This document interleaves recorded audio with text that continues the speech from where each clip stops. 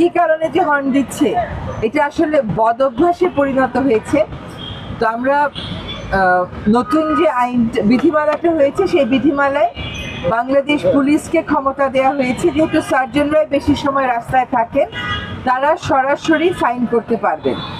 আমরা এটা বিমানবন্দর দিয়ে শুরু করেছি, আজকে আবার সচিবালয়ে শুরু করলাম। আজকে এটা সারাদিনই চলবে, এখানে চলবে। আমাদেরকে কাজটা আমরা শুরু করে দিয়ে যাচ্ছি। হয়তো পুরোদমে পুলিশ নামতে পারবে নির্বাচনের পরে, কিন্তু নতুন একটা বিধিমালা হয়েছে, এর অধীনে শাস্তির বিধান রাখা হয়েছে এবং সেই শাস্তির প্রয়োগ হচ্ছে বাংলাদেশে এই ধারাটা শুরু হোক। এর আগে কখনো এই ধারাটা শুরু হয়নি। আস্তে আস্তে মানুষের অভ্যাসে পরিবর্তন আসবে। আশা করি বাংলাদেশ পুলিশের পক্ষ থেকে একটা কর্মপরিকল্পনা নেওয়া হবে যে ঢাকা মহানগরীর কোন কোন জায়গাকে নীরব এলাকা ঘোষণা করা হয়েছে, সেই প্রত্যেকটা এলাকাতেই ওনারা আগামী 6 মাসে কিভাবে কাজ করবেন তার একটা পরিকল্পনা আমরা থাকতে থাকতেই আমরা চূড়ান্ত করে দিয়ে যাব, যাতে করে নতুন সরকার আসলে যদি পদেও রদবদল হয়, যিনি দায়িত্বে আসবেন তিনি এই কাজটা করতে পারেন।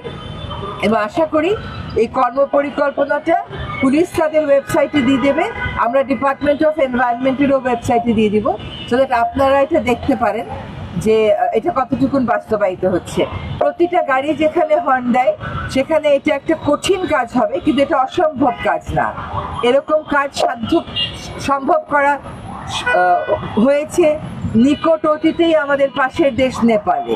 কাজে আমরা যদি ক্রমাগত এই অভিযানগুলো করতে থাকি, নির্বাচনের আগে হয়তো ধারাবাহিকতাটা রাখা সম্ভব হবে না, নির্বাচনের পরে যদি পরিবেশ অধিদপ্তর এবং পুলিশ একসাথে কাজ করে, তাহলে এই শব্দ দূষণের যে অত্যাচার এটা থেকে আমরা বাংলাদেশের মানুষকে একটা পর্যায়ে মুক্ত করতে পারবো বলে আশাবাদ ব্যক্ত করছি। আপনারা যে আগ্রহ দেখাচ্ছেন এই কাজগুলোতে, আমাদের কথাগুলো প্রচার করার জন্য এগিয়ে এসেছেন, সেজন্য আপনাদেরকে ধন্যবাদ। দেশে একটা আইন হলেই আইনের বাস্তবায়ন হয় না, সকলকে এটার জন্য এগিয়ে আসতে হয়।